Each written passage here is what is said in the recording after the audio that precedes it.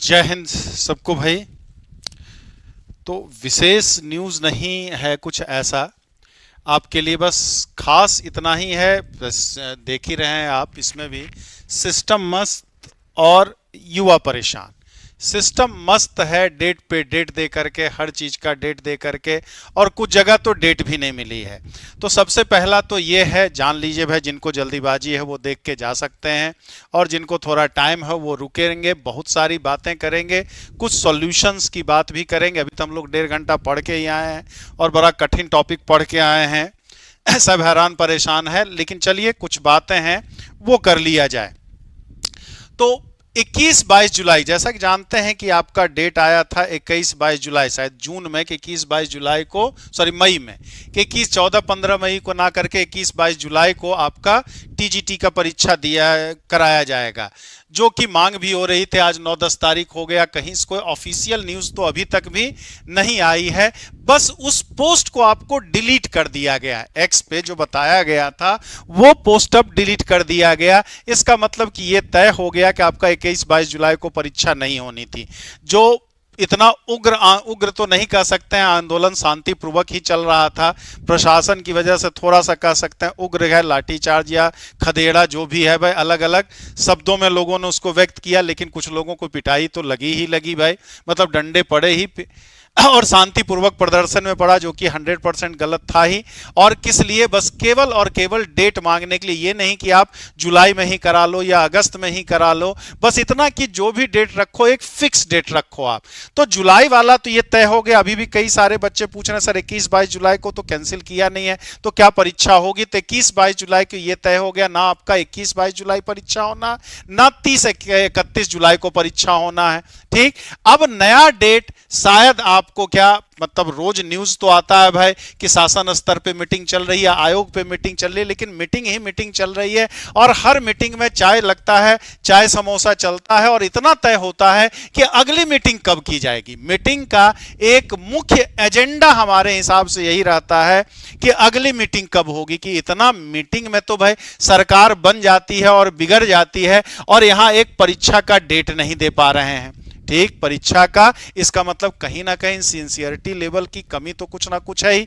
तो बच्चा ऐसे तो धरना प्रदर्शन में आता नहीं है, ठीक, बहुत मजबूरी हो जाती है तब जाकर के धरना प्रदर्शन में आता है। दूसरा एक दुख भरी खबर यह है कि हाईकोर्ट ने भी आदेश दे दिया कि सरकार जो कह रही है सही कह रही है, विद्यालय जो प्राइमरी के विद्यालय हैं वो मर्ज होने चाहिए आपके। ठीक, तो आज प्राइमरी की बारी है तो कल माध्यमिक की बारी आएगी, परसों फिर इंटर कॉलेजेस की भी बारी आएगी, हर चीज की बारी आएगी। और यही सिस्टम नहीं, हमने क्या बोला, सिस्टम मस्त और युवा परेशान।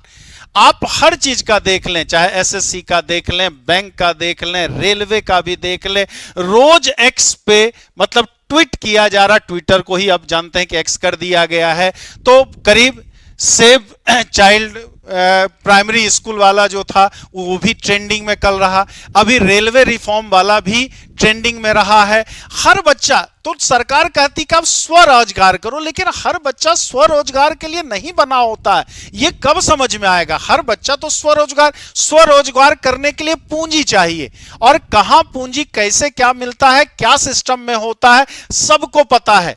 ठीक है, सिस्टम में मतलब पूंजी आप लेने भी जाएंगे, बैंक में लोन भी लेने जाएंगे, तो क्या क्या झेलना पड़ता है हम सबको बेहतर पता है, वो अलग से बताने की जरूरत नहीं होती है। बहुत सारे टर्म्स एंड कंडीशंस होते हैं, बहुत सारी चीजें होती है, और हर बच्चा उसके लिए होता भी नहीं है। जो मजदूरी कर रहा है वो ज्वाइनिंग, मतलब क्या है, एक ठेला भी लगाना 50,000 रुपया लगाना पड़ता है तब जाकर के, और 50,000 रुपया आज हम दुकान खोलेंगे, कल से चलने थोड़ी लगेगा, कल से चलने तो लगेगा नहीं। एक बिजनेस बनाने में भी 2 साल 3 साल समय लगता है, चाहे आप पकौड़े की दुकान खोलो, समोसे की दुकान खोलो, चाय की दुकान खोलो, शोरूम में करो, चाहे जो भी करो, चाहे जिसका जो लेवल पे है, तो 2 साल 3 साल 4 साल उसमें समय लगता है, तब जाकर के बिजनेस जम पाता है, तब जाकर के कुछ ना कुछ।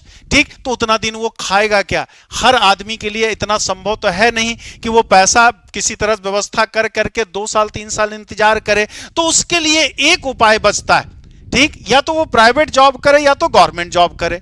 प्राइवेट जॉब में ठीक है, बहुत सारे प्राइवेट जॉब हैं, बहुत अच्छे हैं, लाखों का पैकेज क्या करोड़ों का भी पैकेज होता है, लेकिन वो कितना 5%, 5% भी मैंने ज्यादा कह दिया, शायद 2% या 1% लोगों के लिए, ठीक। बाकी जो आम बच्चा है जो मिडिल क्लास है या लोअर मिडिल क्लास है या लोअर क्लास है, वो तो किसी तरीके से हमारा भोजन चल जाए बस उसी में हैरान परेशान होता है। तो उसके लिए आप चाहेंगे कि वो बिजनेस करे। वो अंबानी का बेटा थोड़ी है कि बाप कमा करके गए हैं, अडानी का बेटा थोड़ी है, टाटा बिरला अंबानी थोड़ी है कि भाई उसके पास पूंजी पड़ी हुई है, वो एक बिजनेस में फ्लॉप हुआ दूसरा बिजनेस कर लिया, दूसरा बिजनेस फ्लॉप हुआ तीसरा बिजनेस कर लिया। तो एक बड़ा बहुत बड़ा साधन होता है क्या, गवर्नमेंट जॉब में टकटकी माँ बाप भाई बहन दिन रात वो अपने शरीर को गलाता है एक 10x12 के कमरे में, या ऑनलाइन हो जाने की वजह से किसी तरह से सुबह खेत में काम कर लिया, रात में चलो भाई 2 घंटा पढ़ लेते हैं, कि किसी तरह से हमारा सिलेक्शन हो जाए तो हमारा दिन बदले, हमारे परिवार का दिन बदले, सबका।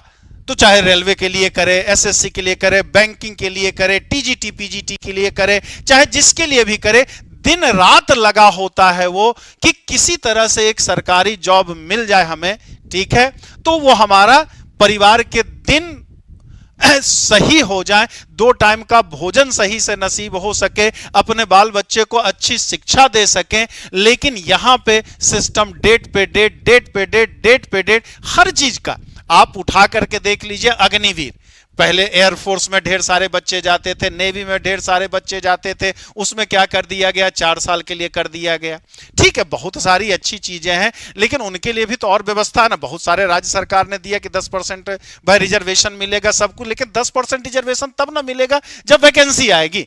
राज्य सरकार में ज्यादातर राज्य में तो वैकेंसी नहीं आती है। सेंट्रल गवर्नमेंट की बात करें, केवीएस 2 साल 3 साल होने का है, एनवीएस की भी यही दशा है, ईएमआरएस भी 2 साल है, हर बार आता है क्या, संविदा पे निकाला जाएगा, 11 महीने पे किया जाएगा। तो एक परमानेंट की जो व्यवस्था है, आदमी 1 साल कर लेगा, 2 साल कर लेगा, उसके बाद फिर कहां जाएगा, फिर तो वो जहां से चला था वहीं पहुंच जाता है, फिर वो जहां से चलता है वही चला जाता है। जनसंख्या दिनों दिन बढ़ती जा रही है और क्या होता है, जॉब्स कम होते जा रहे हैं, जॉब्स कम होते जा रहे हैं। क्यों, 18 साढ़े 18 लाख पहले रेलवे में होता था, 12 लाख के आसपास है, 6 लाख तो वहीं घट गया। बैंकिंग सेक्टर की वही दशा है। प्राइमरी विद्यालय में किसी तरह से है, प्राइमरी विद्यालय में तो आज वहां भी चाहे एमपी हो चाहे यूपी हो, ढेर सारे मर्जर हो रहे हैं। मर्जर है यानी कि सीट कम, यानी कि सीट कम। तो एसी में बैठ कर करके एक बना देना कि नहीं ये काम कर देंगे तो अच्छा होगा, अच्छा, लेकिन अच्छा हो कहां रहा। अगर मनसा साफ है तो ऐसा नहीं है कि जनता नहीं समझती है। हर दिन ऑपरेशन सिंदूर हुआ तो जनता ने खुल खुल करके समर्थन दिया कि नहीं हम साथ में हैं, हम साथ में, जो होगा देखा जाएगा, जैसा होगा झेला जाएगा। लेकिन उसके बदले में क्या मिल रही है, बेरोजगारी। बदले में क्या, कह देना आसान है कि स्वरोजगार करें, लेकिन स्वरोजगार के लिए उसको क्या करना पड़ेगा, बच्चा से उसको मेंटली प्रिपेयर करना पड़ेगा ना। किस स्कूल में 10वीं तक फाइनेंस की शिक्षा दी जाती है? शायद ही कोई सरकारी विद्यालय है जहां फाइनेंस की शिक्षा दी जाती है। हाँ, फिजिक्स केमिस्ट्री मैथ्स इंग्लिश सही है, बिजनेस के लिए वो जरूरी नहीं होता, उसे फाइनेंस की समझ होनी चाहिए, पैसे की समझ होनी चाहिए। तो आप बच्चे से उस हिसाब से प्रिपेयर करोगे तब तो 12वीं करके ग्रेजुएशन कर करके उन्हें वो मेंटलिटी देना पड़ेगा, मेंटल स्टेटस बनाना पड़ेगा, तब ना जाकर के वो स्वरोजगार कर पाएगा। आप पढ़ाओगे कुछ और, ग्रेडिंग सिस्टम, इतना नंबर लाओ, मेडिकल इंजीनियरिंग फलाना ढिमाका, बचपन से तो ये सिखाया गया। अब उसके बाद आप कहेंगे कि स्वरोजगार करें, तो बच्चा स्वरोजगार करेगा कहां से?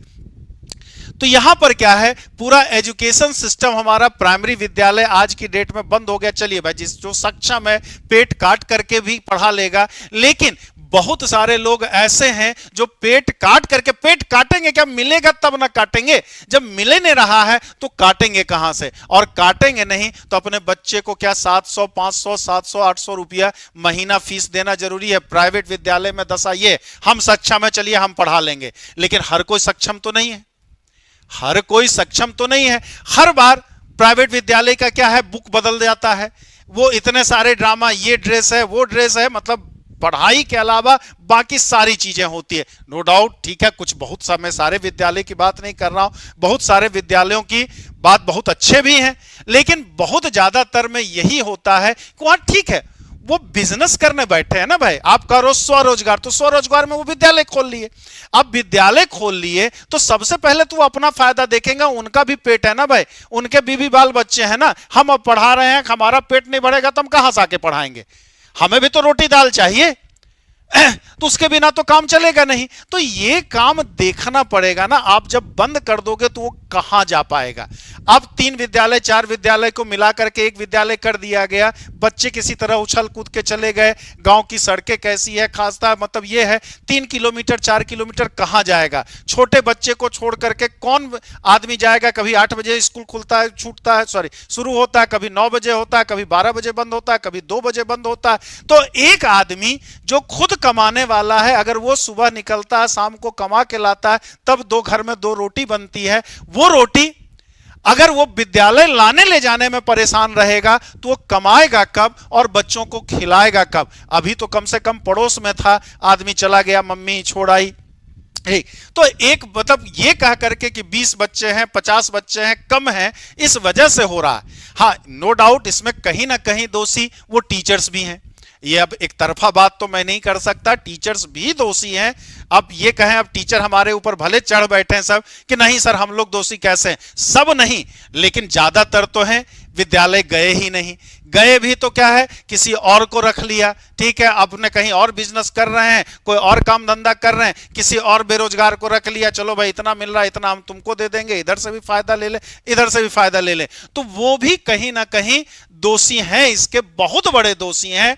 तो ये जो है अब सवाल उठता है कि मैं इस बात को क्यों कह रहा हूं, क्योंकि यहां जितने भी जुड़े हुए हैं, ठीक है, जितने भी लोग जुड़े हुए हैं सब हैं, तो अभी भी मौका है कि हम लोग सब जाग जाएं, जितने भी, अभी तो आएगी एलटी की वैकेंसी आने की उम्मीद पूरी बन गई है, वो आएगी, तो आप लोग जहां भी जाएं इस स्तर पे कंपटीशन करना होगा कि लोग प्राइवेट स्कूल से नाम कटा करके आपको कहां सरकारी विद्यालय में जाएं। सरकारी विद्यालय में थोड़ी सी तकलीफ जरूर होगी, लेकिन जब जाएंगे अच्छा से, जो भी बच्चा आएगा अगर वो अच्छा रिजल्ट देगा तो हर आदमी उसमें फिर भेजना चाहेगा, क्योंकि सरकार की है। देखिए एक बात है, मैं किसी की आलोचना कोई राजनीतिक बातें नहीं कर रहा हूं, ज्यादा नहीं, बस सीधी 5 साल सोचती है, 5 साल से ज्यादा का नहीं सोचती है, लेकिन एजुकेशन सिस्टम ऐसा है जब आज उसमें पैसा डाला जाएगा, आज फंड किया जाएगा, तो उसका रिजल्ट 20 साल बाद 18 साल बाद मिलेगा। आज नर्सरी में जो कोई बच्चा गया है, प्राइमरी में गया है, 1 में गया है, वो प्लस 10th कर लेगा, 12th कर लेगा, कम से कम ग्रेजुएशन कर लेगा, तब वो चीजें निकल करके सामने आएगी, तब हमारा देश बदलेगा, तब हम विश्व गुरु बन पाएंगे। लेकिन इतना किसी भी सरकार में पेशेंस तो नहीं है। 5 साल 5 किलो अनाज दे दो, मुफ्त का बिजली दे दो, मुफ्त का गैस सिलेंडर दे दो, लाडली योजना, मां बहन योजना, बहना योजना, ठीक, बीबी योजना, कौन सा हर तरह का योजना, बस किसी तरह से फ्री बीज वाला जो कहते हैं, ठीक है, वो कह करके इस बार हमारा वोट मिल जाए, इस बार अगली बार का फिर अगली बार देखेंगे, अगली बार फिर नया सिकुपा छोड़ा जाएगा। और ये चीज जो है कम से कम 20 साल 25 साल जब इस पे जब इन्वेस्टमेंट होगा तब जाकर के चीजें सुधर पाएंगी। जो टीचर नहीं पढ़ाते उसको निकालिए बाहर, जो अच्छा पढ़ाता है उन्हें प्रमोट किया जाए, उन्हें अवार्ड दिया जाए, हर चीज को कराया जाए, तब जाकर के उनका भी मन लगेगा, उनका भी मन लगेगा। पता चला कि नए बच्चे जो जा रहे हैं वो भी उस सिस्टम में हो जा रहे हैं, उनको भी पढ़ाने ना दिया जा रहा, तो ये काम करना भी तो सिस्टम का ही काम है ना, कोई बाहरी आकर के तो करेगा नहीं, जो सिस्टम में है वही करेंगे। लेकिन शुरुआत कहीं ना कहीं से होती है, तो आप लोग से ये शुरुआत ये होनी चाहिए, आपके और हमारे तरफ से, जब जागो तभी सवेरा, कि ये हम लोग जब जाएंगे विद्यालय, ऐसे नए जो 2021 में चयन हुए हैं वो बड़े जी जान से पढ़ा रहे हैं सरकारी विद्यालय में। बिहार में जो अभी चयन हुए हैं, अभी बच्चों की संख्या वहां सरकारी विद्यालय में बढ़ रही है, चाहे वो प्राइमरी का हो, चाहे 9th-10th का हो, चाहे 11th-12th का हो। लेकिन अगर सिस्टम इसी तरह से मस्त रहेगी तो नए बच्चे भी उसी सिस्टम में ढल जाएंगे, फिर नतीजा वही ढाक के 3 पात हो जाएगा।